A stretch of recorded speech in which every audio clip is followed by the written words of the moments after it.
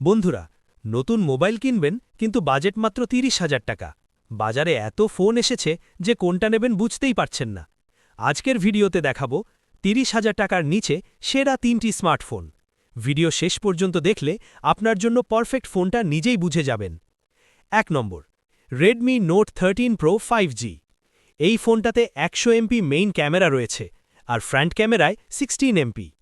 এই ফোনটায় ব্যাটারি হিসাবে ব্যবহার করা হয়েছে লিপো 5000 mAh-এর একটি ব্যাটারি, যা দ্বারা মোটামুটি ভালো একটা ব্যাকআপ পাওয়া যাবে। এটি রান করছে কোয়ালকম স্ন্যাপড্রাগন 685 প্রসেসরে। এই ফোনটিতে অ্যামোলেড 120 Hz ডিসপ্লে রয়েছে। এই ফোনটা আসলে ক্যামেরা লাভারদের জন্য বেস্ট একটা ফোন। এই ফোনটা 6GB 128GB পেয়ে যাবেন মাত্র 20,999 টাকায়, আর 8GB 256GB পেয়ে যাবেন 22,999 টাকায়। ২ নম্বর, রিয়েলমি নার্জো 70 প্রো 5G। এই ফোনটিতে 50 এমপি ক্যামেরা পেয়ে যাবেন মেইন শুটারে, আর ফ্রন্ট ক্যামেরায় থাকছে 16 এমপি ক্যামেরা। এই ফোনটিতেও 5000 mAh-এর একটি ব্যাটারি রয়েছে, যা বর্তমানে সব ফোনগুলোতেই কম বেশি দেখা যায়। এই ফোনটিতে প্রসেসর হিসেবে থাকছে মিডিয়াটেক 7300 এনার্জি।